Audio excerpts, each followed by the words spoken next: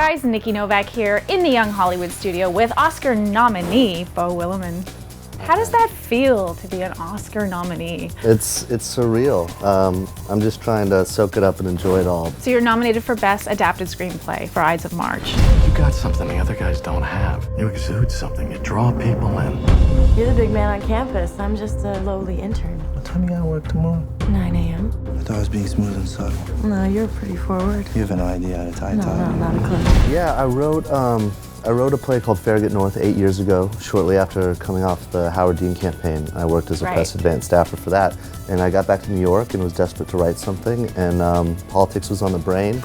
And I had worked on a number of campaigns. I felt I knew that world well. I never did it actually thinking, I'm gonna use this to soak up material to write a play or a movie. I honestly did it because I wanted to change the world, however corny that might sound. When you're talking about changing the world, can a politician change the world? Does a president, Well, you've been behind the scenes, does the president they have that power? They to change clearly the world? do. I mean, we're just disentangling ourselves from a war in Iraq, right? I mean, that was a decision. Someone decided to do that. So our lives are political, whether you vote or not, whether you're politically conscious or engaged or not.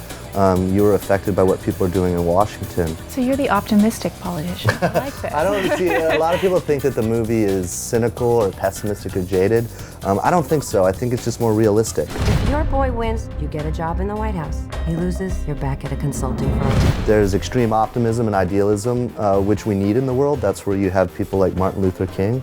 And then there's, incredibly jaded, Machiavellian people that are really in it for the game and power. And I think most people in politics fall somewhere in the middle. And the movie is really about that gray area, people who find themselves kind of in that tug of war between idealism and the lust for power. You okay? We're gonna be fine. We have to do it. It's the right thing to do, and nothing bad happens when you're doing the right thing. Is this your personal theory? Because I can shoot holes in it. Well, there's exceptions to every rule. So I have to say, I watched the movie at home, and the last scene in the movie, Ryan Gosling's last look, I had to go on the internet after to see if other people were interpreting it the way I was. Is that how it was written? I think in that moment, what you're really seeing is Stephen completing the journey of becoming a monster. Whatever shreds of idealism and optimism he may have had, he's sort of made the move over to the dark side. Integrity matters. Our future depends on it. Stephen, don't do this!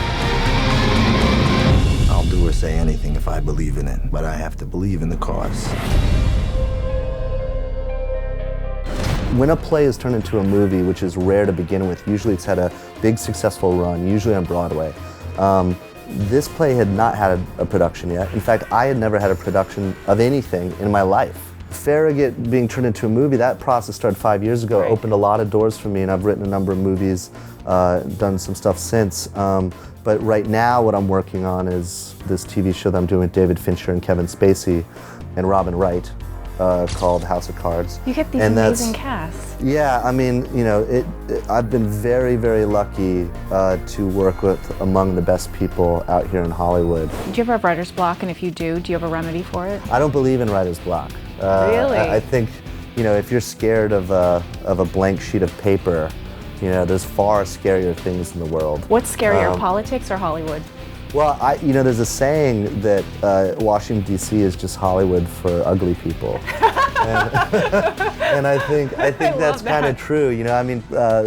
Politics is theater. Conversely, in Hollywood, it can be petty and vicious and competitive and backstabbing and Machiavellian and all the things that you would expect to see behind the scenes of DC. Yeah, here we are. And then there's moments like this, moments of nirvana here at the Four Seasons where, you get to take a break from it all and have a wonderful conversation about, how awesome it is to be going to the Oscars. So this is the calm before the storm. Yeah. And we've prepared, this is the red carpet we've prepared for you. I like this red carpet. Thank you so much. I hope you win. Right, Congratulations on the nomination.